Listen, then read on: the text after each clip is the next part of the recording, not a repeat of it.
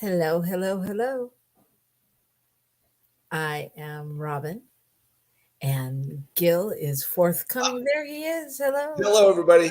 I'm Gil. This Right. is Rockin the Love. We're here. Woo! We made it. We're here. It's a rocky start, but we're here. That's why we call So it rockin'. that's right. So, speaking of rocking, how was your week, Gil? Rockin'. Excellent. Rockin'. Good stuff. Things happening. Things moving. Um, yeah. Yeah. A little exciting. Heading to the motherland tomorrow. So that's kind of exciting. Okay. Do you want to stop talking in code for the people? I love code. Welcome, Code is Shay. fun. Welcome, Can we welcome, talk in welcome, code for a welcome. while? Welcome, Uh, Shay. And we see that there's more of you out there. So, welcome to all of you. If you want to say hello in the chat, we would love that. And we'd love to know where you're joining us from and all that good stuff. So, I'm going to decode my husband for you. He is on his way to San Diego, California, Southern California. I don't know. I'm sorry for anyone else, but I am a California girl. I just am. So even the word Southern California gets me excited. But he's on his way to San Diego, and I'm on my way to San Diego, and we're gonna rendezvous in San Diego. Woohoo! Woohoo! And then he'll be heading up north, and we'll be doing our show together next week. That's So, right. For the next 2 weeks, maybe, huh? yep. Yeah. Oh, thank God. That means I get to kick him under the table while we're talking instead Yeah. of wanting to talk to him across the airwaves. It's so much Anyway, better so that way. it is so much better that way. So okay, so your week was rocking, and why was it so good? Just a lot positive stuff, things happening, at the spiritual center, things happening, getting stuff together to go home, just taking care of a few things. It's good. Good. Yeah. What Yeah, about you? my week was good too. I feel like I mean, you had a special event and stuff. I did have a special event. Uh, Every event is special these days, but Uh, this one, you know, I don't want to go through life feeling like I'm just checking things off my list to get them done so I can get to the next thing. However, that's what I feel like right now because there's so many things happening. And so I was planning and executing a retreat in Sonoma for Oakland Center for Spiritual Living and a practitioner core. And it was great. It was fantastic. It was at a fabulous place called Westerbeck. If any of you ever get a chance to go there, it's just lovely. It's so beautiful and like great people and great food and just very relaxing. It feels like you're away, even though you're not that much away if you live in the area. But it feels like you're in the middle of trees and forest and animals, and yet there's a pool and a jacuzzi and fabulous food. They make just fresh food according to everybody's diets and vegan and dairy free and sugar free and so not free, but in the price, but still worth it. So that when you said it's far away, but not far away. I mean, literally, a friend of ours that moved up to Northern California shortly before we did lives down the street from the place. yeah, so I it's great. first went there. It's like it's right down the street. Yep. In our own backyard. So Yeah. that's been my week. But it's good. It's all good. Just busy. We're busy. We're busy.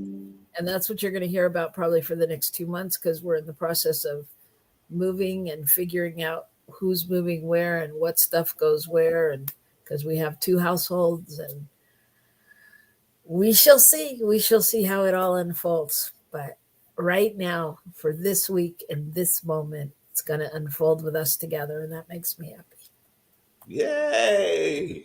All right. So that is the good news, but there's even more. Let's get to the good news. More. Just that segment where we like to talk about all the good stuff going on in the world because there's a lot of it. There's a lot of it. And I was so aware the other day, I clicked on some page on the internet where there was like stories lined up, like, you know how they have those pictures across the thing and you can click on them and they go down. So there was like 5 rows of 4 or something, and everything was a down story. Everything was what was wrong, what was happening that was bad. And I was like, oh, good news, good news, good news. So give me your good news. All right. So apparently, a few years ago, in a very specific spot, they introduced a beaver pair in the Bay Area, and and I think there may have been them and one or two younger ones, but now some distance away from there, on a trail cam, they caught a picture of a baby beaver, the first one, I guess, from the wild in the Bay Area in 160 years. Oh my God. Yeah, so the whole thing has been, you know, scientists, NASA's realized what changes when you look at the Earth, where there's beavers and where there's not, how Wow. the water and everything, how the rivers and how water's retained, and how that works totally differently, and how improved it is. And so it's kind of cool, even after 160 years, Wow. multiple lifetimes of humans, we're finally moving something back in the right direction. So cool. That's so fascinating. Yeah, that is very cool. That is very, and a lot of our stories I notice, are about things like that coming back after 100 years they found this, or after 50 years or whatever. And I wonder, like, really, like, is like, if the world's coming back into balance, if it's, I don't know, Yeah. what it means.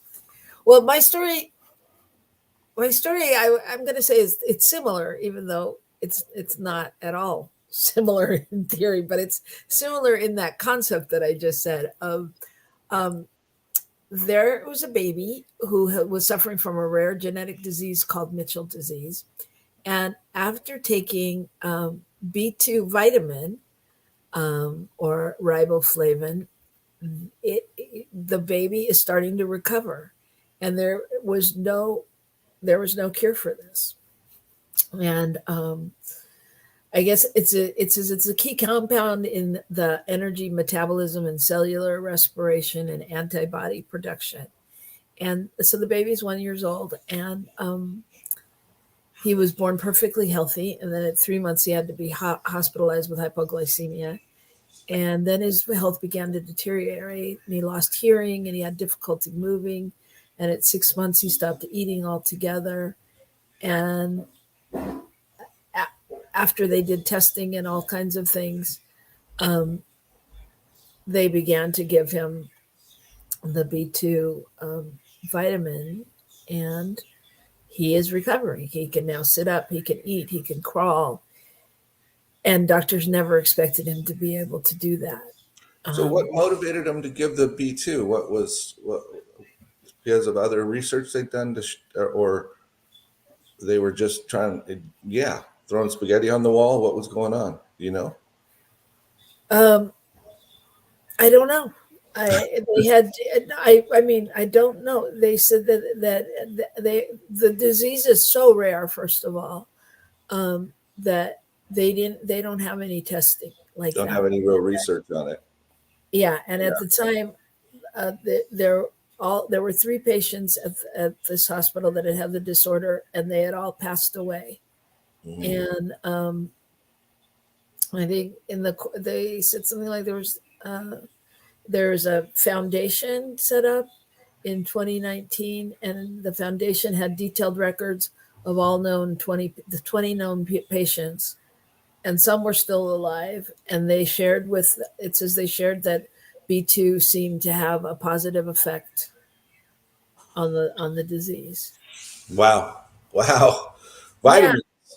vitamins. And but that's part of what connects this in my mind, is that, like, sometimes I wonder, you know about all the diseases we have now and ADD and all, you know what I mean, all of the letters and all of the things, and I wonder if so much of it is not based on a lack of nutrients or vitamins or something that at some point in time we were really getting in our food because we were eating healthy foods, Real food. real foods. Yeah, and so it just takes me to that place, just like the water and the beaver, and as the lands are starting to clear up and people are getting stuff, it's becoming a more fertile ground to reinvigorate life and things. Well, and now that we understand that, for instance, with the beaver, that the function they serve in the hole is actually helpful. Not like, oh, we need to get these out of here because we need to get the river to flow, and and that's kind of, I think, the same thing with our food. Oh, we got to grow more food, so we throw some chemicals in, and then people eat the chemicals, and we go, oh, well, why don't you feel very well? And Right. and then we push them all together so we can grow a lot really fast, and then we go, well, where'd all the vitamins go? And Yeah. So it's all good news, and Yep. just be aware of all the concreteness. But yeah, so that I just thought that was so sweet, and so That's great. fabulous, so Great. fabulous to find such a simple beginning to a healing for this baby. So, as Shay says, let's rock the love. We love you too, Shay, and we love all of you out there. So put something in the chat. Let us know you're here. You don't want to leave, because we are going to talk about the art of balance. What does that mean? That means we're going to talk about partnership and marriage and balance. How do you find it? What do you do with it? Where the heck is it sometimes, right? That's right. What do you do? I'm falling over. I lost my balance. Oh, dear God. Okay. So get right back here after I straighten him up on New Thought Media Network. See. Please help us say thank you to our organizational sponsors, including the Hepperlin Foundation, Affiliated New Thought Network, International New Thought Alliance, Science of Mind Archives and Library Foundation, Center for Spiritual Living Denver, Center for Spiritual Living Midtown, New Thought Philadelphia, Planned Happiness Institute, Summit Center for Spiritual Living, One Heart Retreats, Center for Spiritual Living on the Lake, Unity Spiritual Center Kitchener, Om Center for Spiritual Living La Mesa, Satya Center, Center for Spiritual Living North Jersey, Unity of Savannah, and Center for Spiritual Living Seattle, as well as all of our individual donors. Thank you for making New Thought Media Network a place to be. Please come be you. And remember, like, share, and subscribe. New Thought Media Network, positively inspiring.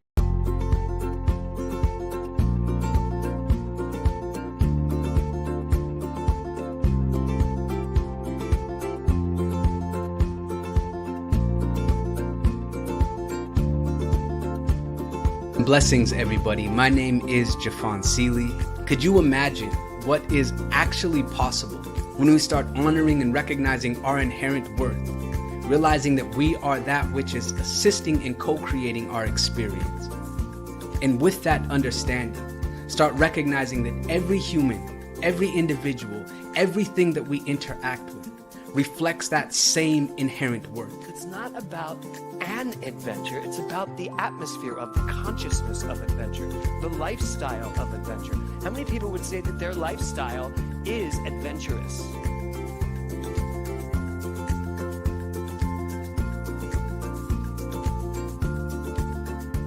My name is Lisa Benson. I'm a diversity, equity, and inclusion consultant and the author of Anchored in Bias, Fired Over White Tears.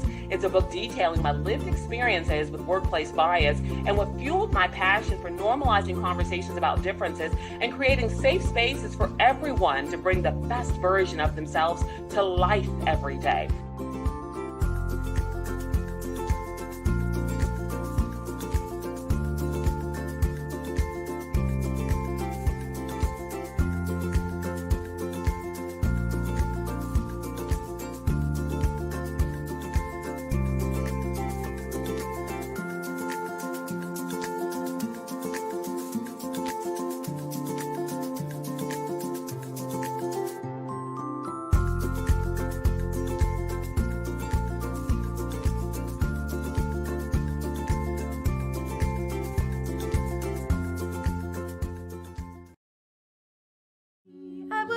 made in the image. I was made in the image of love. I was made in the image. I was made in the image of love. Here and now I can see I was made beautifully. I was made in the image. I was made in the image of love. Wish we'd all stop acting like we're strangers if we could see underneath. We are one family, and it don't matter where you come from. Every heart beats to the rhythm of one love, one love, one love. Every heart beats to the rhythm of one love. Every heart beats to the rhythm of one. What if we could?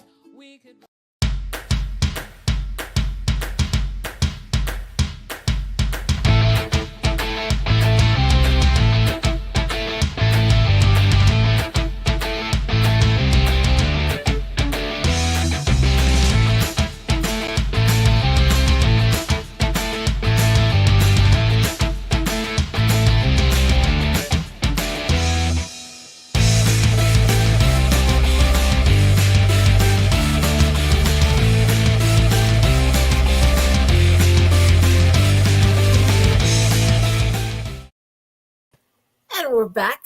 Hello, welcome. I am Robyn. And I'm Gil, and this is Rockin the Love, and we're excited to be here today. Thanks so much for joining us. Yeah, feel free to say something to us in the chat. Let us know you're here. Today we're going to talk about the art of balance. And this came up a little bit on our show in the past, just talking about balance and communication in relationships. Obviously, we're talking about it in our marriage and in partnership, but it's everywhere.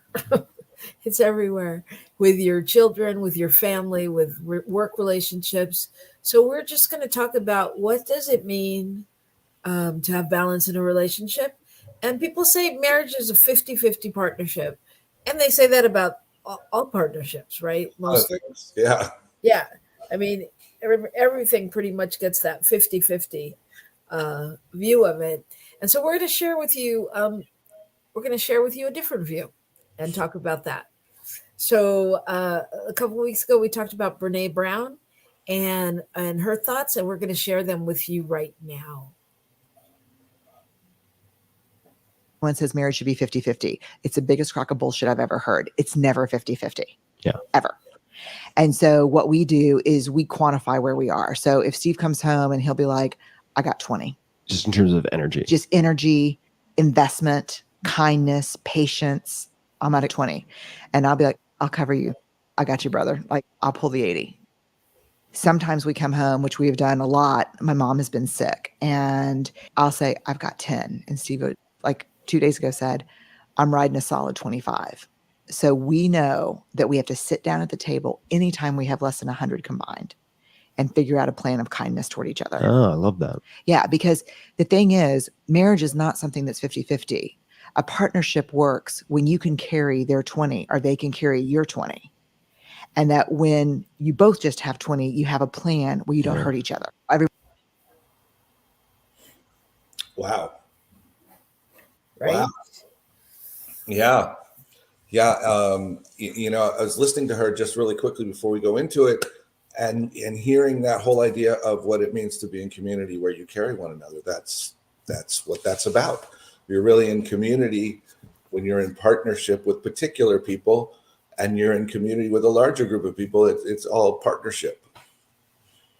Yeah, that's really, it's such an interesting concept since there's only one of us here that everything is about partnership. But it really is. Everything is about partnership and communication. I mean, what I heard in her thing, since I've listened to it a couple of times, that clip, the most important part for me this time was we sit down and we talk. Yeah. Yeah. We actively engage when we know that we're not, neither one of us is at that place of being able to give our full 50% to the relationship, to the whatever, you know. Right. So it's not oh, you've got 10. Okay, then I won't bother you. It's Right. okay, you got 10, I got 20. We got to figure out how to make this work. So Yeah. I feel like we've come to the end of our show before. Yeah. So, okay, everybody, now that you know that. No, but I mean, so but that is such the key, like finding that compromise. So let's just start with this. What is a balanced relationship? What would you say is a balanced relationship? And you can, you can tell me in marriage, or you can tell me just in general, whatever resonates for you. Well, I think when we think of a balanced relationship, we think of one where there's some equity in how much energy and effort is expended for the good of the relationship, for the good of whatever the activity together is.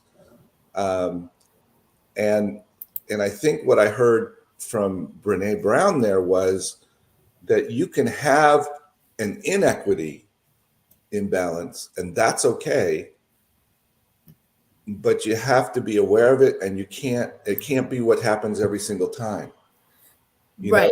It's a temporary state. Yeah, it's the reality that we ebb and flow, not the reality that somebody always has to put in more. You know? Right. Yeah. So I guess, what would I say? Balance in relationship is not being in a situation where you feel that each person is investing relatively equally over time, not in every single moment, but over time. Yeah, interesting, because I think there's two things at play, right? There's that you just said, equally investing, and then a lot of people, when they look at like balanced relationships, look at their priorities, like balancing your priorities, balancing what I do, what you do, what we do, and things like that. Does that make sense? Yeah. And all of that is related to that sense that each person is putting in some kind of relatively equal kind of thing. I mean, if in order for us to have a balanced relationship, you have to give up, you have to decide that you're going to do X, Y, and Z because I'm doing something, then that may not really be balanced.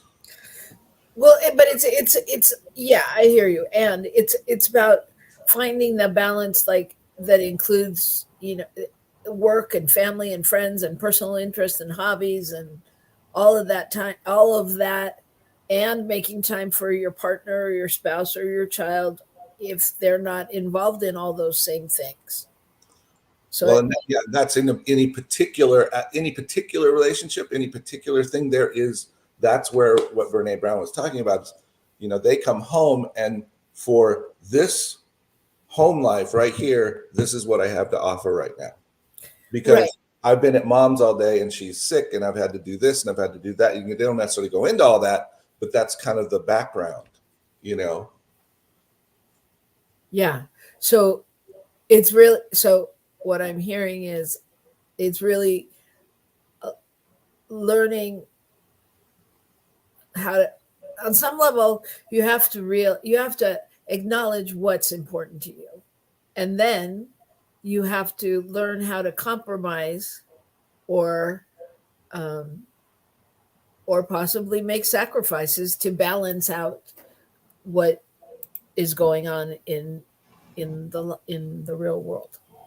Yes. And so the question is, am I choosing, if I look at, rather than one particular relationship, but my life, am I choosing balance overall? Am I making choices that allow me to invest, that don't have me over sharing my energy in a particular area? Shay brings up reciprocity, and I think that's the thing between in any relationship, it's flowing back and forth. And sure, there's times when there's always ups and downs. But when you look at, it's kind of like the bigger picture, the question is, do I always choose to stop for the cup of coffee versus just doing the other thing, showing up at home? I don't know. I'm just making that up. But you know what I mean? I mean, do I always choose that thing that maybe is outside of really necessary or feels unnecessary to someone else in whom I'm in relationship? Ooh, you turned on your light. I did, because I couldn't see me. I couldn't. So yeah, you kind of confused me on that one, but that's more fun that way. Did I confuse you too much? Not if you're going to keep talking about something, but I don't know where to go with that.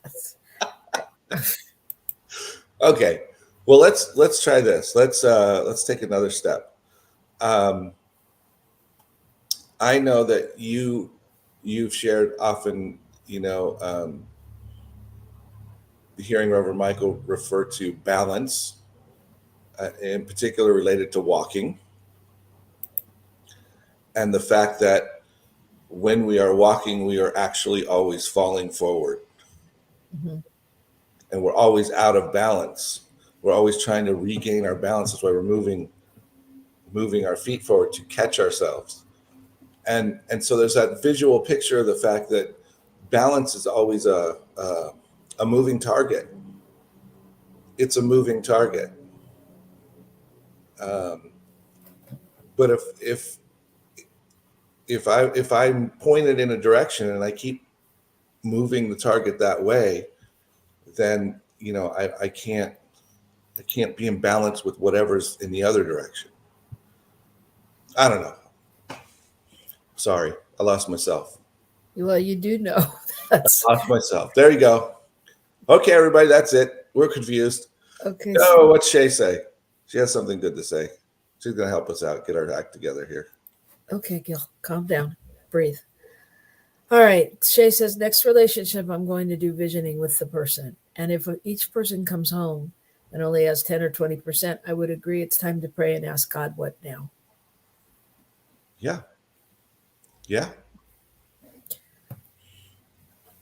If we can recognize that before we allow it to break something in the relationship, at that point in time. And I think that was the key to what Brene Brown was saying is you can't come home with that 10 and 20% and not go, oh, this is really what's happening. How do we help each other move through this to where we can get back to where we're balanced? Well, what comes up for me is this is really some of the work that we do with couples, and this is really some of the work that we were doing when we were doing a lot of marriage work and working with couples before they got married and working with them to basically, I think, claim their individuality and their coupleness, but not have to live into a pattern of what they think has, marriage is 50-50. I've got to do this. I've got to do that. Blah, blah, blah, blah, blah.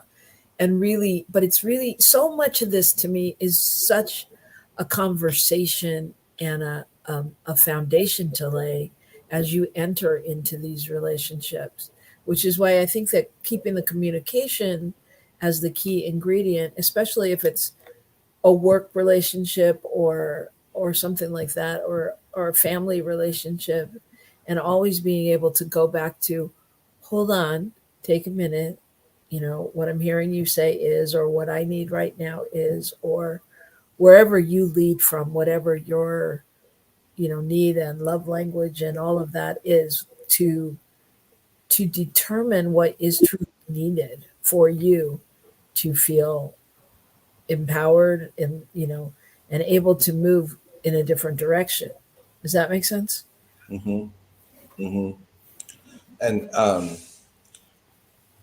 Shay commented, she said to have a plan, and praying is the plan in what she was saying. And yes, and then you just said that again, that idea of whatever it is that you do to anchor that, you figure out what that is, and then that's the thing that you have to implement. Right. You know, Right. um, Yeah. it's, you know, we take 20 minutes to walk on the beach. We, you know, whatever it is, we take 20 minutes to just sit down and open ourselves to spirit and meditate together. You know, I mean, whatever it is that we do that allows us to get grounded together somehow, and then we can take that will support us moving forward. Yeah. And I'm going to go back to what I just said. If I don't understand that you need that 20 minutes to get grounded, then I'm going to go into my story and take it personally and wonder why you can't do it. I mean, we know this from the beginning years of marriage. I was like, why can't you talk about it now? Don't you love me? You know, some version of that. Why do you have to take space? Well, you know, because that's what you needed. I'm not even going to go into, you know, men process differently. They need space or they need whatever they need. Right. But you specifically needed what you needed, and I need what I need. And so somewhere we have to be willing to compromise. And I think that the point of that also is if we're at a day where I have 10 and you got the 30, then you're going to compromise. You're going to maybe do it my way just because it's going to make me feel better. You know what I mean? You're going to take that extra breath and go, what'd you say? To the best of my ability, since I'm only running at 30, you know, that creates another thing, but that's what you have to do. You know, you have to do that. If I was really running at full steam, I would say I'll cover the other 80% or 90% of the relationship. Right. But if I'm I'm just not saying, in that space, then I also have to make up, you know, to get up there. right. But even if you've got the 30, there's still a part of you that can give a little more, give a little, Right. give Right. in a little more. Anyway, it doesn't, that, I mean, that's details, but it's still just finding that balance. But what I'm saying is if we have not communicated or talked that through on some level, then you don't even know what to do with your 30% necessarily. And Right. if you don't know what to do with your 30%, you're going to annoy the heck out of my 10% because you're not going to be doing anything right. No, I'm serious. This is real.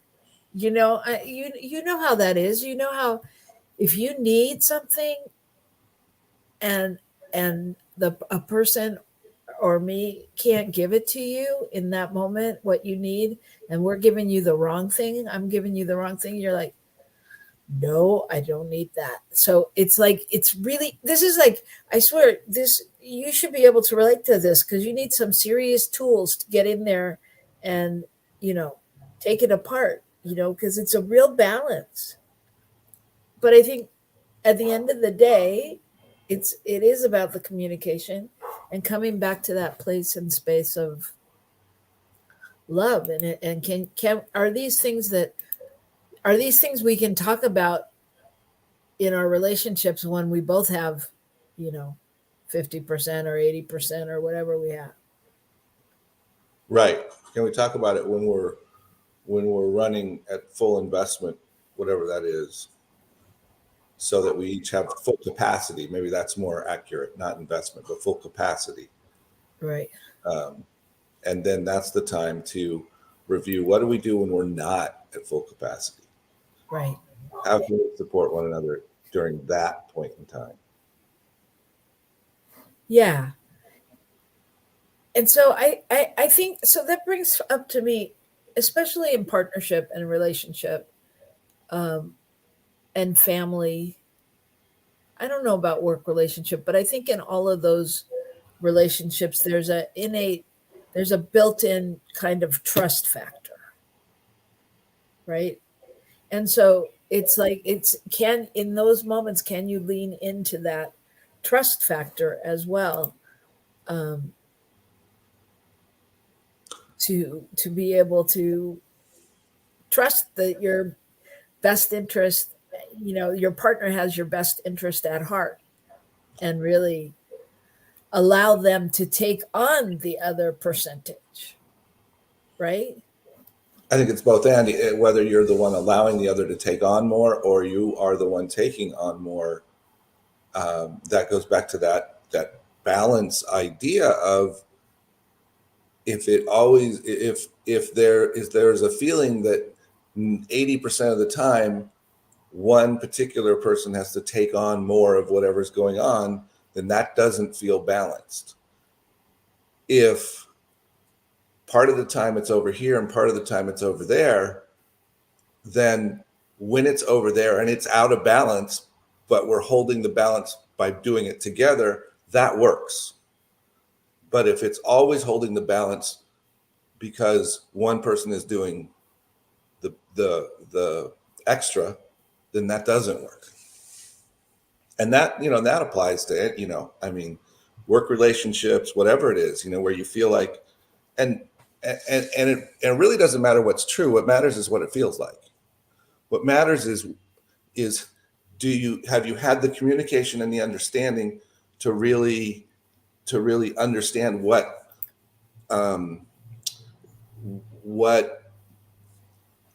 balance looks like.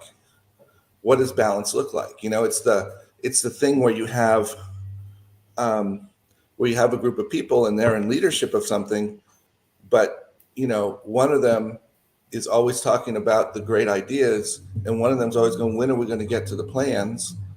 And until they understand each other and can anchor those two things and allow them to be a part of the balance, then each of them feels like it's unbalanced. They feel like the other one isn't invested in what they're trying to do. And I think that's for me, that's a basic example of what happens in marriage or long-term partnership relationships as well. It's the same thing. If you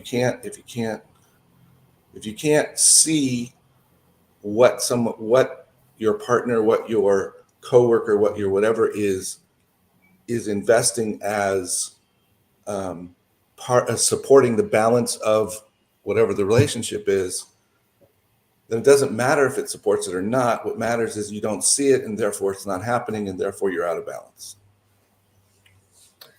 Okay, so good point. So how in that moment do you see it?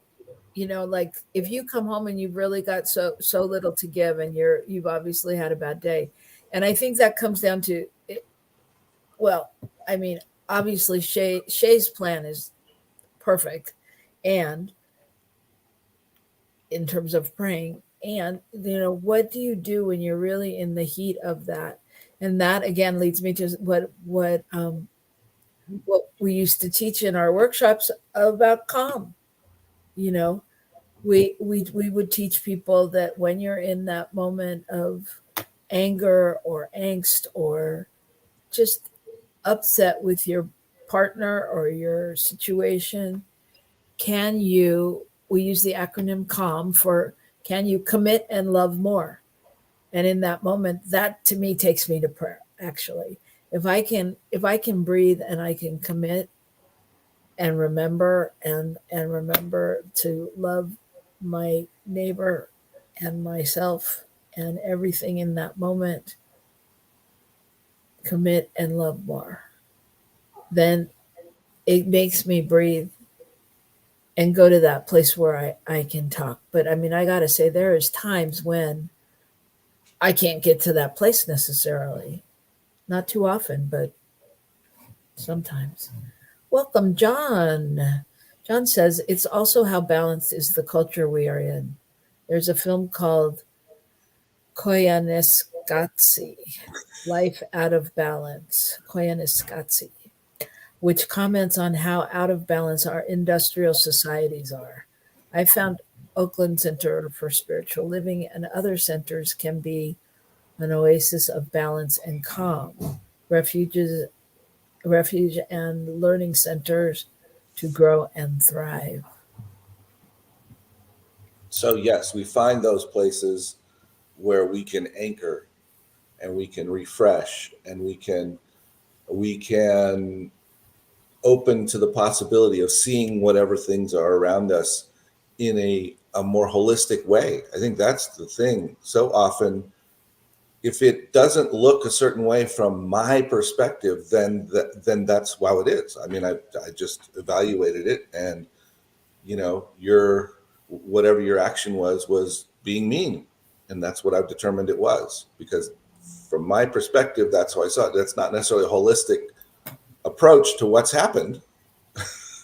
That's just, and I think that's where the balance comes in, where you're trying to balance that, where you move into a space of really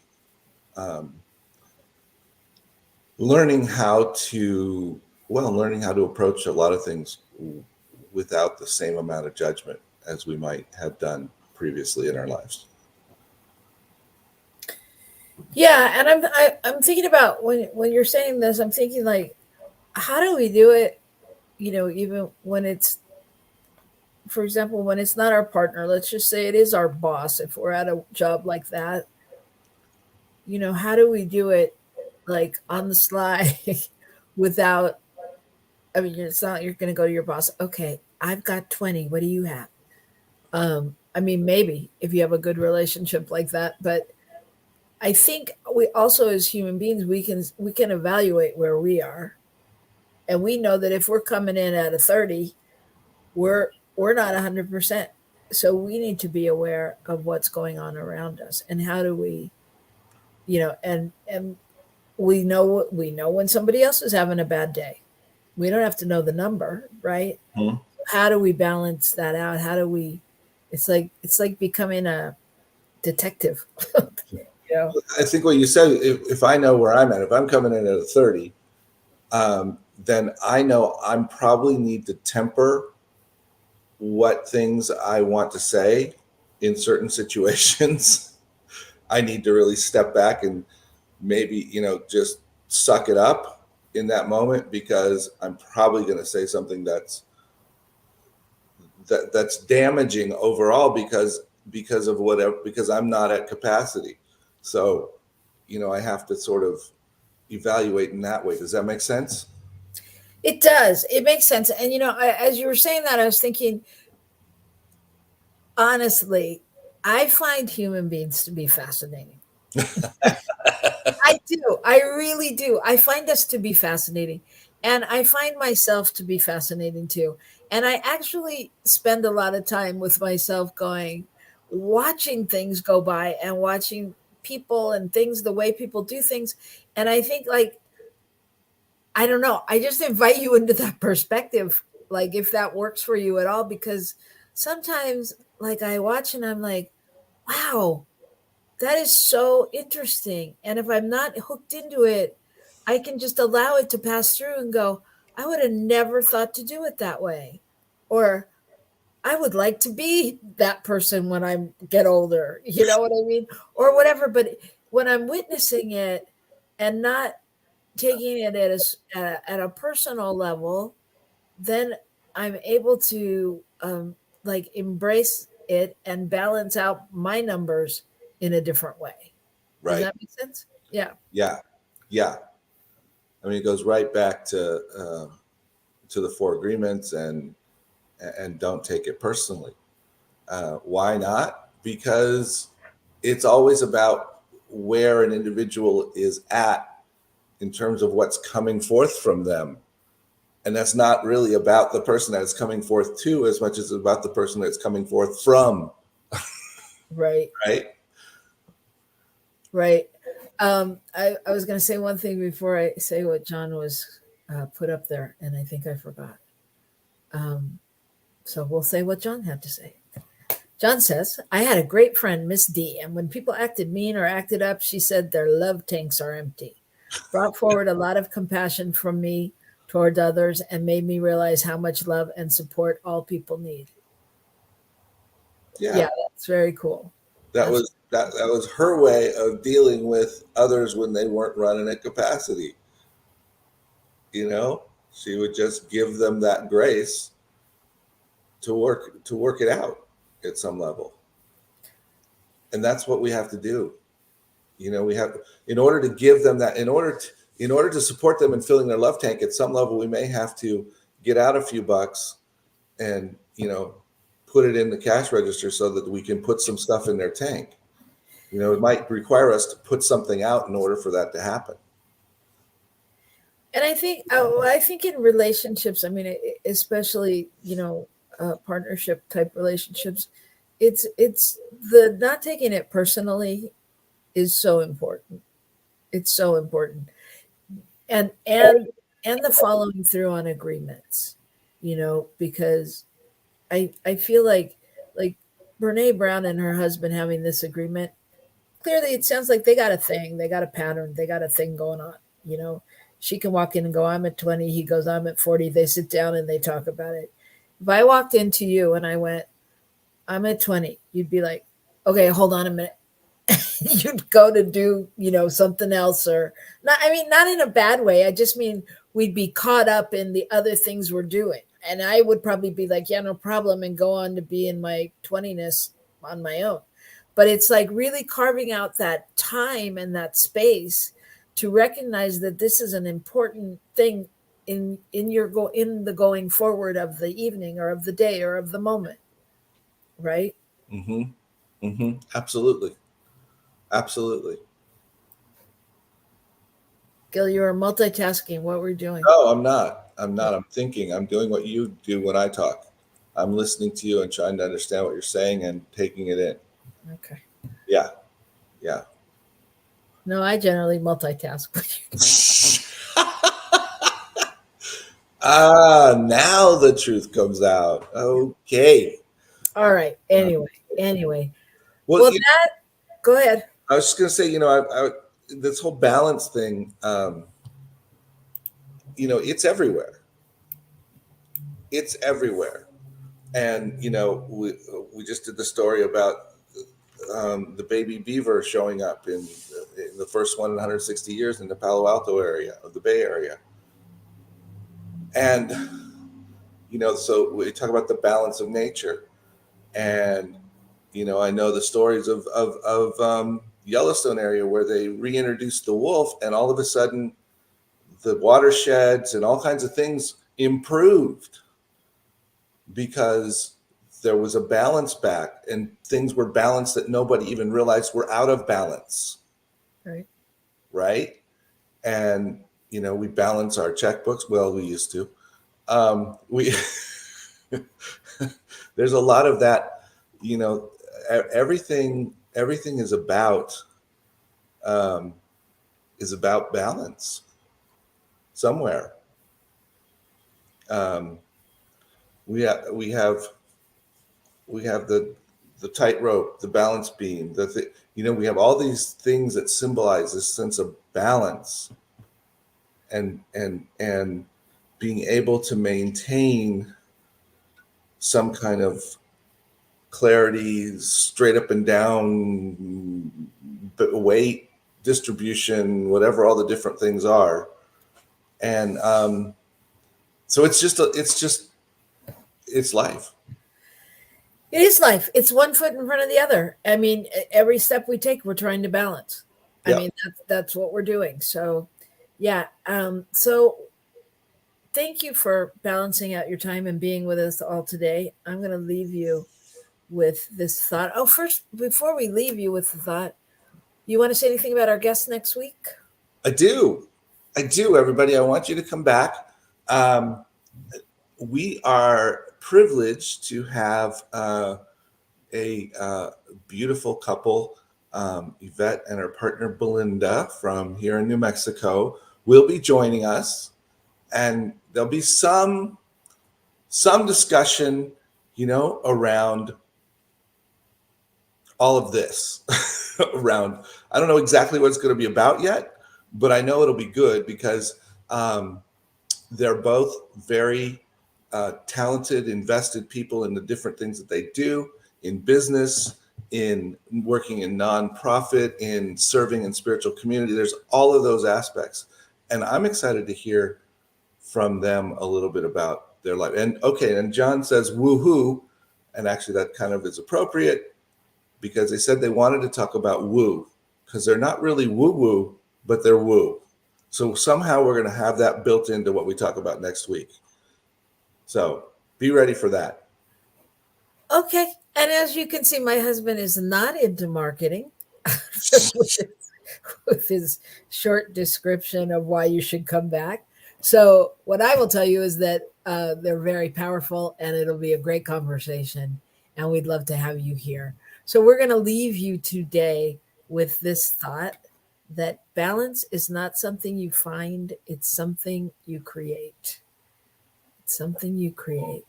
So I think whether you heard about praying or love tanks being filled or any other thing that might have been said that resonates with you, communication is key. Find where you can find a little bit more balance this week in some of your relationships or in your life. And we know that will happen if you keep on rocking the love, y'all. So join us next week. Thank you, Kevin and John and Shay and all the silent people out there. Thank you so much. We know that you may be quiet, but you're mighty. So rock the love, y'all. We'll see you next week.